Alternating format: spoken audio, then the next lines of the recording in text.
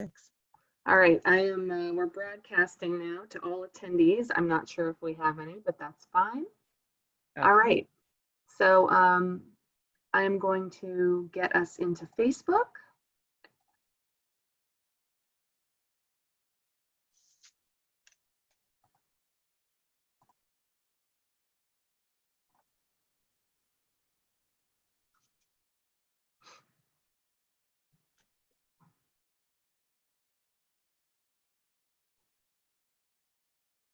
Yeah.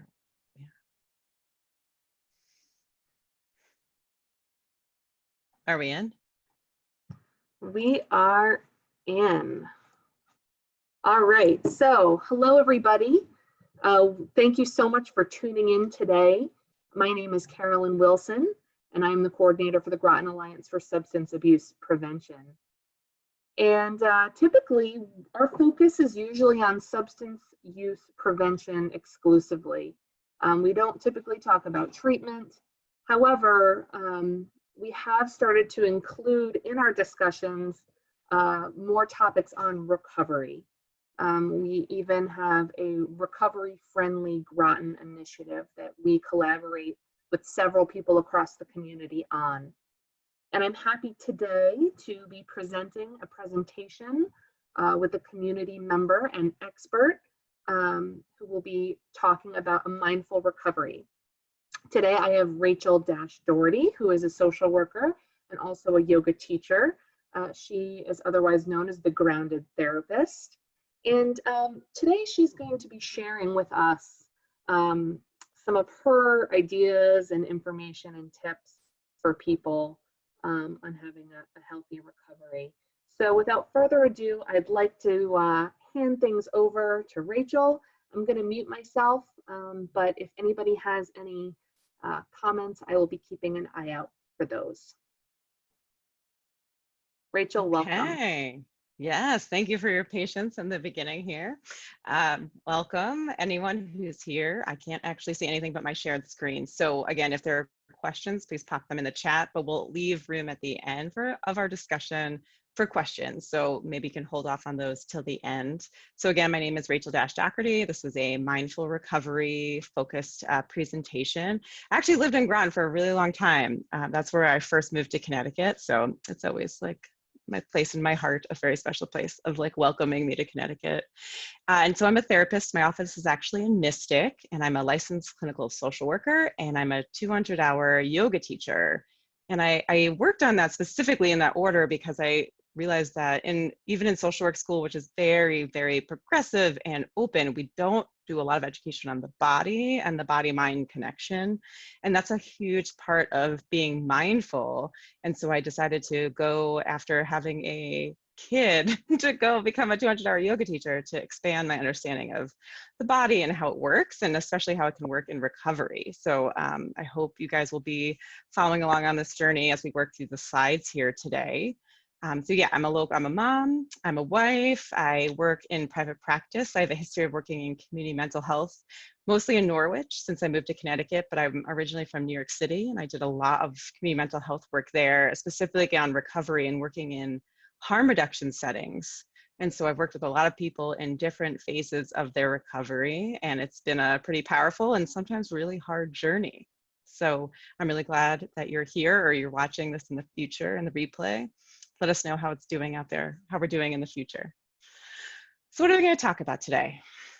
Why are you here? Are you on the right webinar? Right? We're going to talk about recovery and how mindfulness, which has been an overused word for sure, but how that skill can be really helpful in your recovery and even implementing change, right? Specifically, we're talking about substance use, but it really can be applied to any change that you're trying to make in your life, from something that's unhealthy to becoming really healthy, right? Making that transition and implementing those changes. So if that's you and you're on board and you're open and you're here to listen, great, then you're in the right training. All right, so a bit about me. I kind of jumped the gun and covered that in the beginning, but again, my name is Rachel Dash-Dougherty. I'm a therapist here. My office is in Mystic. I'm working out of my home because of COVID-19 and the pandemic and trying to keep my clients safe. So I'm actually in my bedroom right now, though you can see my awesome virtual background. And I'm so honored to be a part of this webinar, and for Carolyn reaching out to me and to have you guys all here, right? So I'm a therapist, I'm a yoga teacher, and I think those combined are really, really important in helping people understand the body-mind connection, how it can relate to recovery and implementing change. So here we go. All right. A big part of making changes, there's a model called the Transtheoretical Model, which is just a mouthful. So we like to call it stages of change, right? Because that's much easier to swallow and remember. And it has these 5 components. And I would argue there's probably one before the first one, right? It's called pre-contemplation. And I think some of my therapist friends would argue that there's this whole space and spectrum of people who are not even anywhere near even pre-contemplating that it's time to make a change and that there's something that they're working on. But if we're going to go with the model, which we are, we're going to talk about pre-contemplation, which is a phase where maybe someone has pointed out to you maybe that something's up, right? That maybe what you're doing isn't working, isn't helpful, and you are not about it. You want no part of making change, of being open to this thing that you're doing, maybe drinking, using drugs, hurting yourself, whatever the issue is, that you're not ready to hear that or even be open to making a change or considering that. So that's pre-contemplation, and again, that like maybe phase before that. Some people will call this denial. I'm really not a big fan of that word because it's really full of judgment. It's totally loaded, sort of like the word lazy. That is not something that's in my vocabulary, right? There definitely like that's a label, that's a judgment, and those come with all kinds of baggage. So I would encourage you to think about not readiness, which is terrible grammar, but it's true, right? Not readiness. You are not ready to make a change, be aware of a change that maybe needs to happen, or listen to the feedback that you're getting from the people around you. So that's pre-contemplation. Then in contemplation, maybe someone got through to you. Maybe something happened and you're starting to wonder if a change might need to happen. You don't know how you're going to do it or what that could even look like, right? If you're drinking or drugging and you're out there using, you're thinking, oh man, do I have to go back or do a detox for the first time? Am I going to rehab? Do I have to live in a sober house? Right? Like, what changes would I be into doing if I was considering making that change? So that's contemplation. Maybe someone got through to you. Maybe you're noticing that you could be doing something different. Like maybe life's getting a little hard, right? Maybe you're crashing at some unhealthy places. Maybe you're putting yourself in risky, unsafe scenarios to pick up. Maybe you're out of money or your boss is starting to be suspicious, right? The risks are starting to pile up, and that's the phase that you're in. So contemplation. Then preparation, right? These are all, I love that they all end in ATION sort of at the beginning. It just flows so nicely. This is when you're ready to prepare, right? It's in the name, preparing to make a change. So you're researching, you're trying to find a meeting to go to. Maybe you found a detox. You're trying to find if insurance will pay for you to fly to Florida and go to rehab, or if you're going to go to, SCAD in New London, I don't know, right? You're considering doing the change, you're researching, and you are trying to figure out how you're going to solve this issue, right? How are you going to get clean? How are you going to get sober? What that's going to look like. So you are putting things in place. Maybe you're finding a sponsor, right? So preparation, preparing to do something different because what you're doing isn't working, right? And that's without judgment. I do plenty of things that aren't working, right? And yet we continue on, right? So it's time to maybe consider making a change. And then we're going to move into action. And sometimes this is a place between preparation and action is a place where relapse can happen, right? Because we can make amazing plans. We can get organized. We can find the best rehab and find a sponsor and go to meetings and hold yourself accountable. And even then, sometimes a relapse might happen. So there's always room for relapse in between any of these phases. A lot of people put that at the bottom of the list. I actually didn't include it on my slide because we think so linearly or in a linear fashion about these phases that the misinterpretation is that, oh, well, relapse will happen here. So if I put it on the slide between preparation, action, or action and maintenance, and a lot of times it's at the end, so it'll be after maintenance, it just feels so disheartening. So it can happen at any point along that. It's actually part of the recovery model is relapse, but we will get into that towards the end. So let's just say that things are going along really well, right? You've made your plan, you're holding yourself accountable. So you're in the action phase. You are staying sober, you are staying clean. Maybe you're living at a halfway house or a sober house, or you're living with somebody who holds you accountable. You're going to work and not being late, and there's no drugs or alcohol with you, near you, in your frame, right? You're driving a different way to work.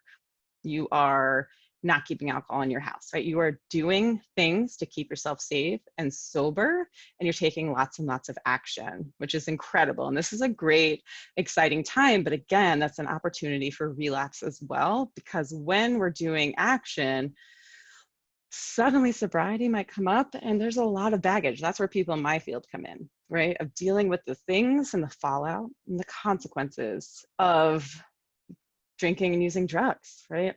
There's maybe some regrets, maybe memories are coming back, things that maybe were foggy. Maybe there's some medical stuff that's been going on that you've been ignoring, right? Dental work, I've seen a lot of that as well, right? That your teeth might really hurt, or, right, like there's some issue that you'd be ignoring, something digestive maybe, right? So that's where relapse can come in, is sort of that reckoning with past decisions. And that's where the mindfulness will come in later. And then maintenance, right? Keeping it all together, sustaining your sobriety.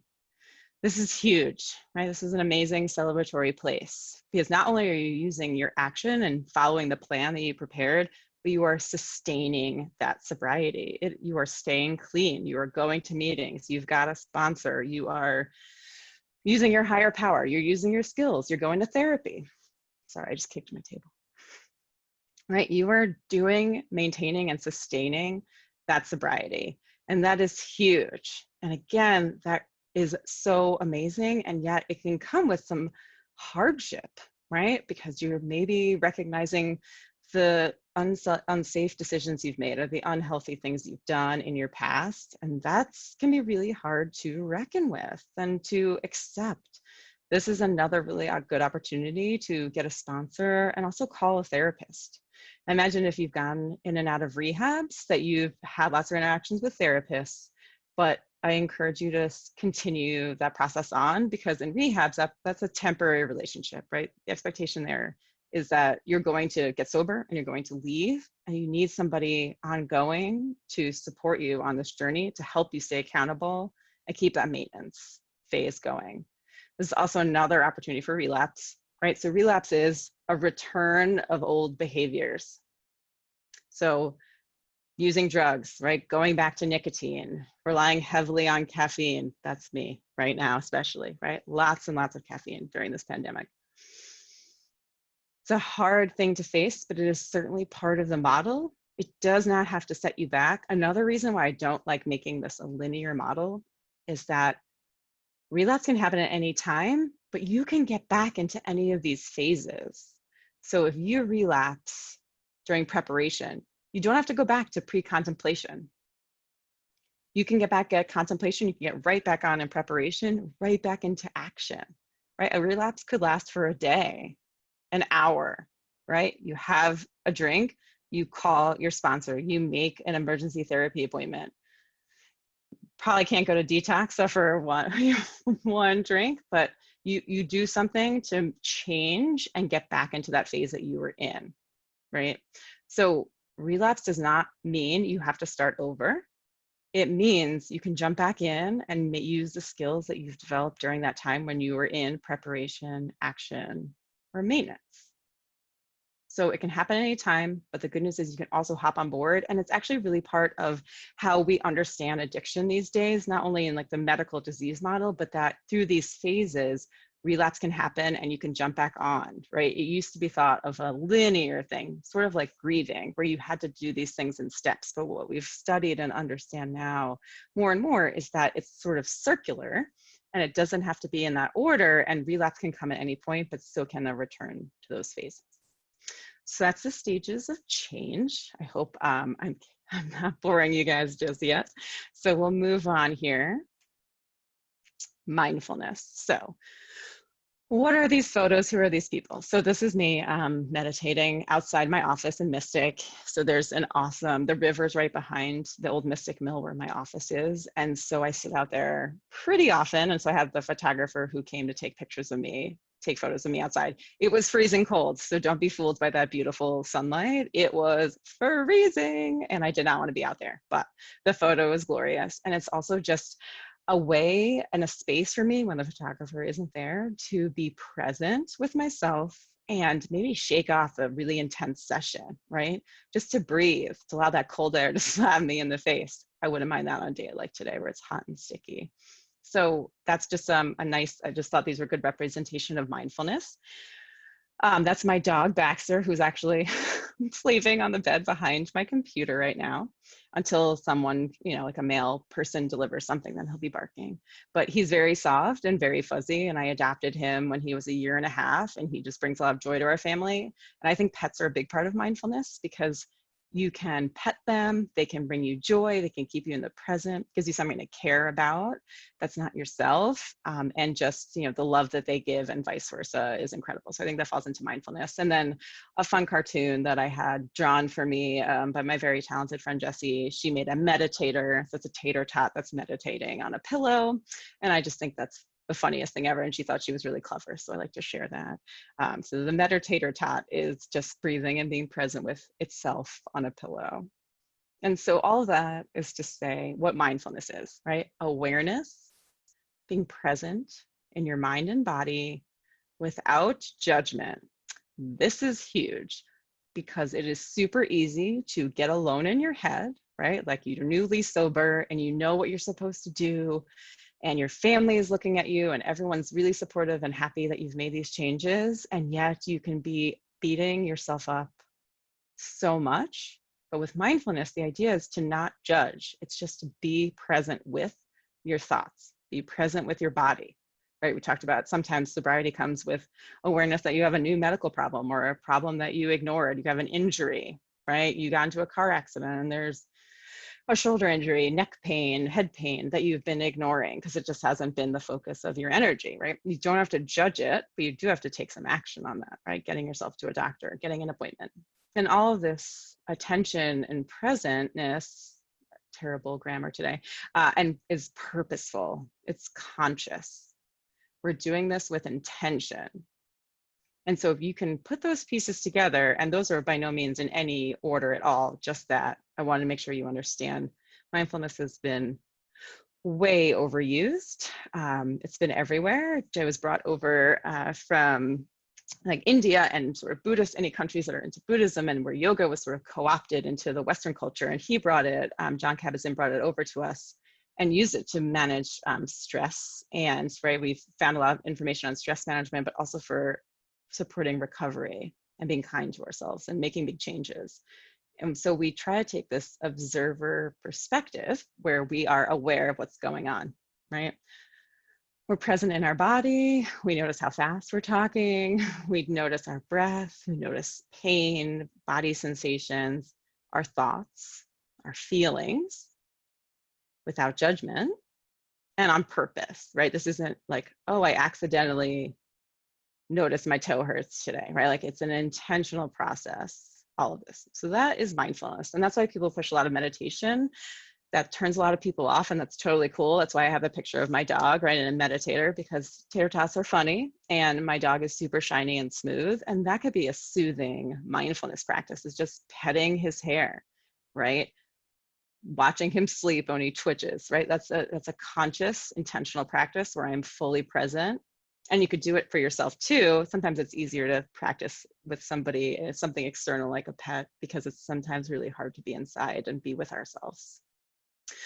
Are there any questions on mindfulness? I will take a beat here. Carolyn, did anyone have questions before we move into the fun stuff we're going to do today? I'm not seeing any questions right now. Okay. I love the meditator tot. Me too. It's one of my favorites. Okay. I just want to make sure we offer that opportunity because mindfulness and meditation often are confused. And again, there's just been so much focus on what mindfulness is and isn't, and it's just been very overused. So I want to make sure we're clear on that. All right. So we will carry on here.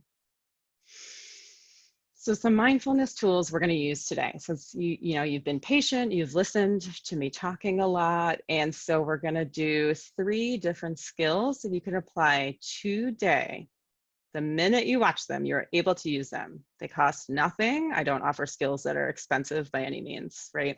And that you should be able to access, right? So accessibility, affordability, and will help you today, immediately, upon practicing them. So let's get into it. Okay, these are the 3 things: mountain pose, urge surfing, and some breath work or a body scan.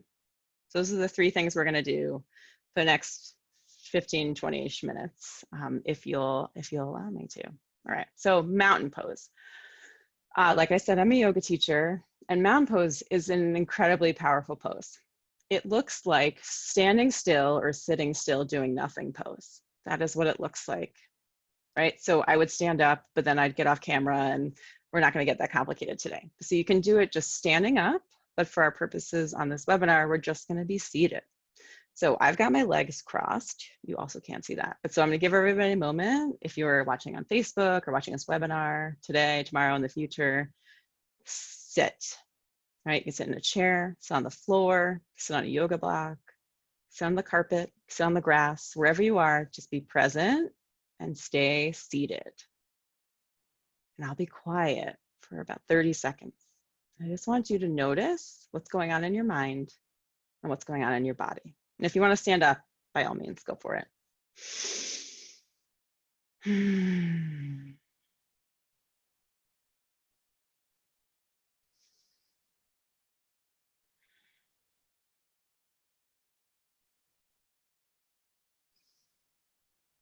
You can also take some breaths here if you'd like.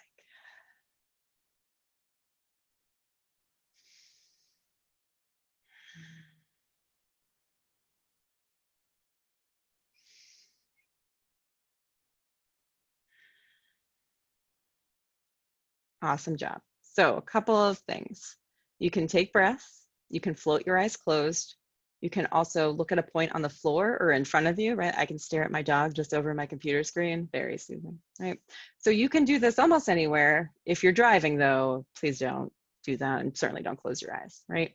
But standing or sitting still, we can become really aware of what is going on inside us, right? What is our internal state? Are we really stressed out? Are we really upset? Are we really happy? Right? What are our feelings? What body sensations are you noticing? So are there any aches and pains? I've been sitting at a computer a lot, so I feel like my shoulders are rounded big time, and I'm doing a lot of conscious shoulder opening and trying to sit upright because of how much sitting and listening I do. And I imagine you're doing the same, right? We all text and type and do this hunching, and so we can be mindful to have our shoulders back and down. Can help open up our chest, which helps us breathe. And also just it's a way to be aware, right, of what's going on in your body. So as we sit in this pose or stand in this pose, what are you noticing? Maybe you wiggle your fingers while you're standing or sitting. What's going on with your toes? Right? Who checks in with their toes during the day? Very few people. That could be you, right? Being present with your body, the sensations that arise, and then what's going on with your thoughts? What are you thinking about? So when you're standing in mountain pose, right, you look stable and sturdy, or even when you're seated like I am, you're strong and stable like a mountain. But your mind might be racing. Some people have a hard time with this pose, and at the end of a lot of yoga classes, we do a pose called Shavasana or corpse pose, because you're just laying still. And it's really tough for people, especially in a go, go, go culture like we live in, especially if you're new to recovery and you're alone with your thoughts without distraction, if you're really anxious, right, and uncomfortable. So that's where the non-judgment comes in, and that's where the being present with what is comes in, right? So let's notice our thoughts. Are you worried about what you have to do later? How you're going to stay sober? What bills you're going to pay, right? What's going on with your job? What's going on with our country? There's so much to think about. This is not the time for that. This is just for you to check in and be present with yourself.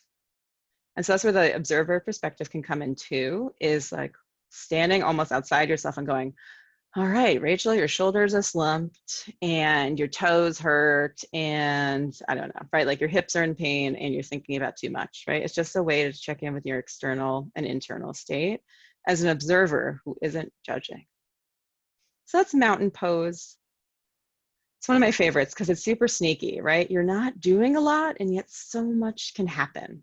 We're aware of our thoughts, we're aware of our emotions, and we're aware of our body sensations in that pose, and we're not going anywhere. There's no goal of mountain pose. Some of the poses in yoga are foundational to build up to something, so you know you're headed in a direction.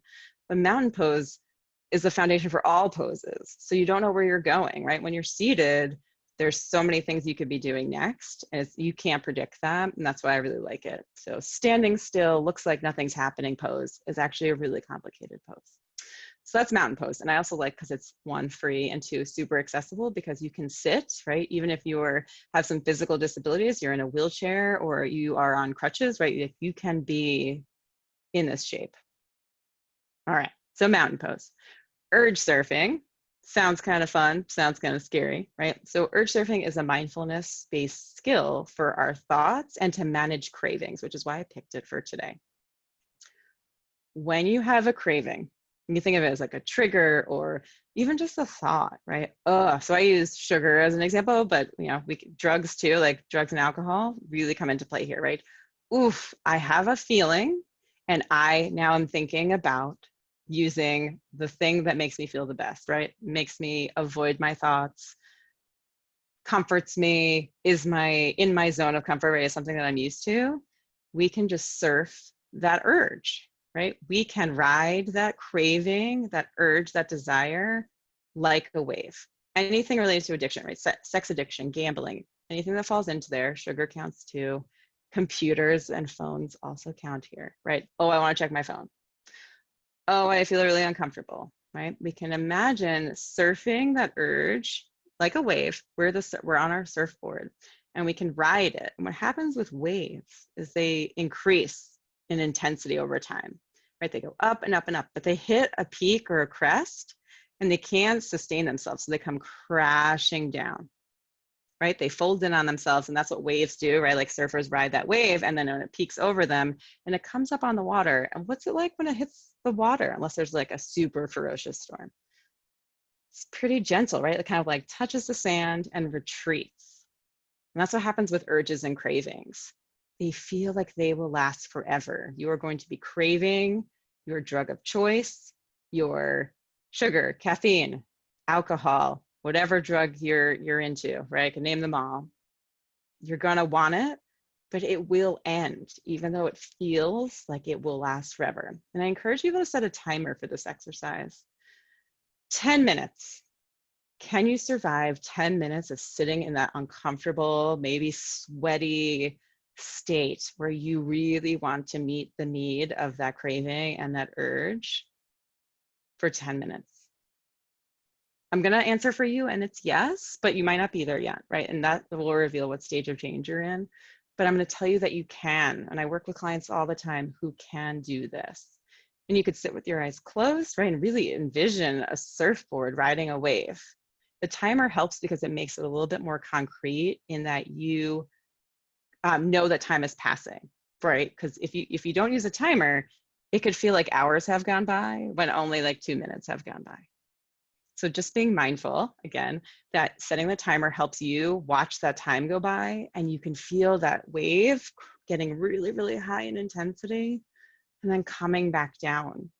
And if you can survive about 10 minutes, that craving will go away and you will not have to admit or own a relapse. You can just continue in whatever stage you're in if you're in action or preparation, right? You don't have to set yourself back, set yourself up to feel bad, to think critically and judge yourself. 10 minutes, you've got it. So that's urge surfing.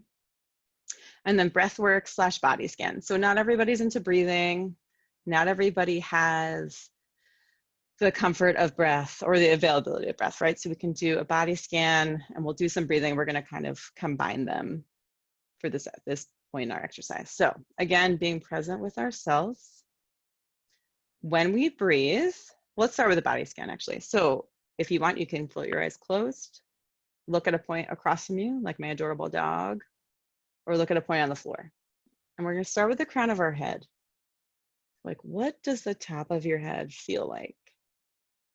It's a weird thing to envision, but right, if you can describe that internally and externally, and you might want to place your hand on your head, you can do that. It looks very funny on my screen. Sorry, everybody, but you could do it. I can't see you, so it's all good.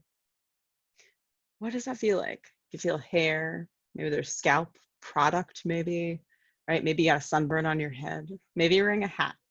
What does that feel like? And then moving down to your eyebrows and your forehead. What does this space feel like? I have makeup on, so it always feels like a little, maybe greasy or oily, maybe. I'm pretty dry today, right? Is there tension here? Are you squinting? Are you stressed and squeezing your eyebrows together? What does that feel like? Inside and outside, right? And maybe relax it. And then we move our way down, and we're going to head all the way through our toes. So starting from the crown of our head, working our way slowly through our face, right? We're going to go to our eyes, our nose, cheeks, ears, jaw, and mouth, right? I'm a teeth grinder. I clench my jaw a lot, and I work a lot on not doing that. You might be holding tension there. You might feel, on a bad sinus day, like the pressure in your cheeks and your nostrils, your nose, and then maybe even your teeth and gums. We work through our neck, right? Are you hunching like I am? Are your shoulders tight and rounded? Are they back and down? And if you want to get real specific, and I encourage you to, we're not going to do that for time purposes, but you can go through your entire right arm, well, that's my left arm, and your entire right arm. So like bicep, tricep, right? Like your shoulder, forearm, wrist, each of the fingers. If you're tense, you might have fists all the time. Maybe open them up. And this is really good information that we're collecting, right? Where you store your stress is revealed in this exercise. How you are right now, right? That's all relating back to the mindfulness. How you are right now in this present moment can tell you how stressed out you are. If you're having a craving, if you're really mad at yourself, if you're mad at somebody else, if you're happy, right? So it just reveals where you're at and where you might store your attention and stress and how you can apply a way to relax. So as we continue down, right, you could envision doing your other arm, our chest, right, clavicle, rib cage. Are we hunching? Or is our chest collapsing? Are we breathing? We work our way through our stomach. A lot of people hold stuff in their stomachs, right? We get uneasy, we feel nauseous, tension, stomach distress, right? We go digestive issues. We feel all that in our stomach, right? Like that idea of anxiety as butterflies, right? Like, oh, I have butterflies in my stomach. That's anxiety, and that's a body sensation in your stomach. So people hold tension there.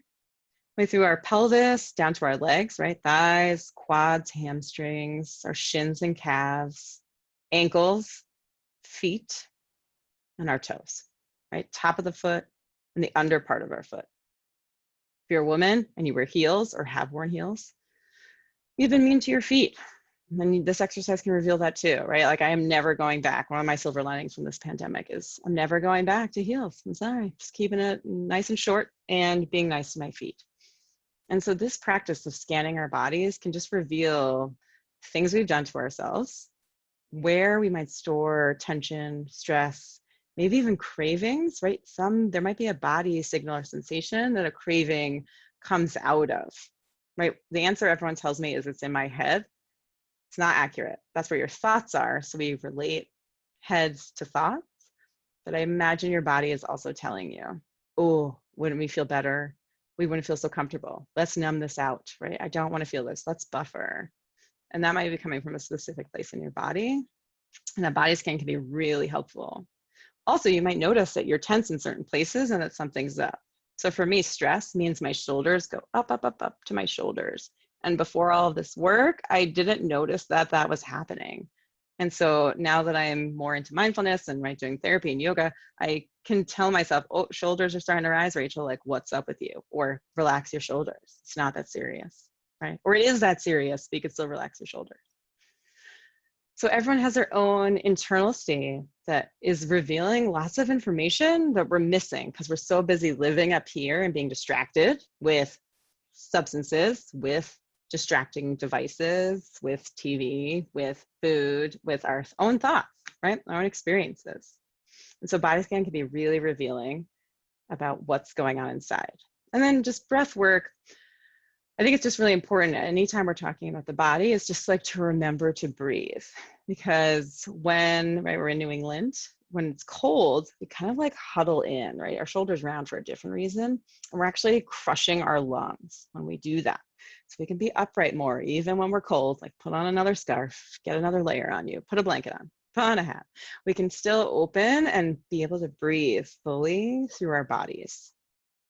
And when we do that, we're able to actually calm ourselves down. So thinking about urge surfing, right? The skill I talked about before, when you're having that urge, you can concentrate on your breath instead, right? Like, how many breaths can I count through this craving or urge, right? How am I breathing? Am I breathing? When people have panic attacks or anxiety attacks, partly the panic comes from breathing really poorly. We breathe into like these smaller top lobes of our lungs here. And we take a fuller, deeper breath where it can actually manage a panic attack. We can stop it from happening or like sort of make it happen a little bit easier, right? And not so intensely, because we can hyperventilate when we're breathing that way. When we're taking short breaths like that, that is actually why people pass out. Hyperventilation is not getting enough actual breaths into your lungs fully and completely. And so I really encourage people to do breath work because of that, because we all get anxious, because we hunch so much, because we round our shoulders, and because breathing is actually a way to get more oxygen in. And when you have more oxygen in your body, you're actually a little bit happier because you're fully oxygenated. Your body is genuinely going to thank you because it's more oxygenated, but also gives us more happy chemicals and hormones, which is a little bit what we're seeking when you're using drugs and alcohol. It's like a little bit of a break, a little bit of extra happy, right? When we breathe fully, our bodies are happy, our minds can be clear, and we can be present with what's going on within ourselves. So that's breath work and body scanning. I'm just going to keep an eye on the time here. I think we're like a little bit ahead actually. So we can put all these pieces together in our review. Are there any questions, Carolyn? I am not seeing any questions right now. Looks pretty good. Okay. This is great. All right, cool. All right, I'm just going to take a sip of water while we review. And give anybody a chance to ask if they had questions, but we'll wait. We can definitely wait till the end. So let's put all these pieces together here. So mindfulness, right? Where it's why we're here. Mindfulness for recovery. Oh, mindfulness is just being present and aware without judgment of what's going on for us. Right? It could be really woo-woo and out there, but I try to keep things a little practical and sort of more accessible, right? So if you're being mindful, you are just paying attention to your own internal experience, thoughts, feelings, sort of general body experience. We're present and embodied in our body. If you've been through trauma, if you have a substance use disorder, if you've been drinking or using drugs, you might not really be fully in your body all the time. And so I highly encourage you to try, and especially with support. So that's what mindfulness is all about, just paying attention, right? When we're running away from our past, away from our present, avoiding our family. Like my kid was definitely trying to get in here into my room earlier because she knows I'm here working, right? If I'm being mindful, I don't let that stuff distract me. I am fully present with my clients, even if my kids or my dog is bumping their head into the door. And then the stages of change that we went through, right? Again, these are in a specific order, but when you relapse, you can jump back on. It's more like a train. So pre-contemplation, meaning you are just not really ready to hear it, not ready to anywhere near make a change, not sure you actually need to make a change. Maybe everyone around you's got it wrong. Maybe the feedback you're getting is biased and people are trying to tell you the way to live your life or something along those lines, right? Not readiness. Contemplation is readiness. Considering that maybe the people who are giving you feedback or are expressing a worry about you are right. Maybe your annoying boss has kind of caught you doing whatever you've been up to, right? contemplation. Maybe I need to get help. Maybe there's a problem. There's just that openness and willingness to know and accept that you have a problem, that something's got to change. Preparation is where you're ready, right? You're researching, you're calling, you're asking for help, you're open to accepting that you have a problem and that something needs to change and that you're ready to do and implement some changes. And that's where action comes in, is the actual acts of doing that change. So going to meetings, getting yourself to rehab, coming out of rehab, finding a therapist, finding a meeting, practicing mindfulness, right? Whatever ways you are doing your recovery, you are taking action on it. You're holding yourself accountable. Maybe you're getting someone else to hold you accountable too. It's nice to have an internal and external accountability buddy. Relapse, I snuck in there just for the summary piece. It can happen at any time in any of these phases, and you can, again, jump back into any of those phases. I think judgment is a huge part of relapse, right? Like, well, I screwed it all up, so I'm never gonna get better. It's never gonna change. So what's the point, right? That's the relapse sort of mindset, is I screwed it all up and I will never fix it. But you can, I assure you. And maintenance, right? Sustainably over time, maintaining that sobriety, not engaging in those behaviors, keeping yourself safe and healthy, redeveloping those relationships or developing new ones and dumping some of those old ones. Yep, right? Maintaining, sustaining, clean time, sobriety, whatever you want to call it, right? Like not engaging in any unhealthy, unsafe behaviors. No gambling, no cutting, drinking, drugging, whatever it is. Sugar too, that counts, right? All right. And then using the tools we talked about today that are all available to you at no cost whatsoever. So mountain pose, right? Standing or seated, being still like a mountain pose, where it looks like nothing's happening, but so much is going on. There's also a mountain meditation, which I encourage you to look up and find. It's readily available everywhere in like PDF downloads, but it's all about envisioning yourself being like a mountain. And I really love that one. And they kind of work together, but it didn't feel like it kind of worked with the timing and the act, like, right, because I can't see you. So doing a meditation, I think, is a little bit challenging in this modality, but being still like a mountain, sturdy and stable, and checking in with what's going on inside you. What are those thoughts? What are those feelings? What's happening in your body? What needs addressing? And trying to stay still longer and longer. Can you hold that shape for a minute? Can you hold that shape for 2 minutes? Can you hold that shape for 5 minutes? After that, I don't know if it's necessary because your feet might start to hurt, right? But even, or sitting, right? Like sitting still for a long time can be challenging too. But just checking in with yourself. Then urge surfing, right? That's the thought piece. We've got our body, we've got our thought work. So remembering you can survive a craving. It will not kill you. A craving can't kill you. Overdosing, that can kill you, right? Cutting, that can kill you. You can really do some damage. You can survive a craving or a trigger if you're safe, right? If you're in a safe place. You can survive a craving, an urge, right? To eat, to gamble, to use drugs. Set a timer for 10 minutes and remember that that wave is going to only increase for a time. It might even be till minute 9. It might even be till minute 10, but I assure you it will crest. And then start to lower in its intensity and you can envision riding it. Think about what your surfboard looks like. What does it look like? Is it the cool, Golden Girls kitchen I find myself sitting in right now, right? Is it beautiful and purple? Is it a soothing blue light, right? Like you get to design your surfboard and you get to ride that wave, because I promise after that time, when you've accomplished that, your brain is getting rewired to not be giving into impulse.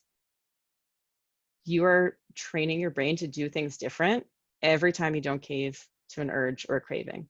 Every single time, it is huge progress. Even if you have another one right after that, you're rewiring your brain, you are making healthy choices, and you have just taken a step towards long-term sobriety. And then breath work or a body scan. I think of this as like a quiet sort of internal thing. It's different from mountain pose because you could do it at any shape in any place. You could be going to bed. You could be on the train on your way to work, though very few people are running trains right now. You could be brushing your teeth, right? And you can scan your body from the top of your head down to your toes, and just noticing points of tension, body sensations, emotions that come up, thoughts that come up about your body. right? Remembering injuries, remembering experiences through your body, that's going to happen and that's okay. But we got to notice so we can be present and then make action plans about that, right? If we don't know that our shoulder hurts from that thing that happened and we're not paying attention, we can't address it. We can't take action. You can't find a doctor. You can't get a scan. You can't go to physical therapy if you're not paying attention to that. You're just ignoring it and like putting it off to another time. So scanning your body and just remembering to breathe.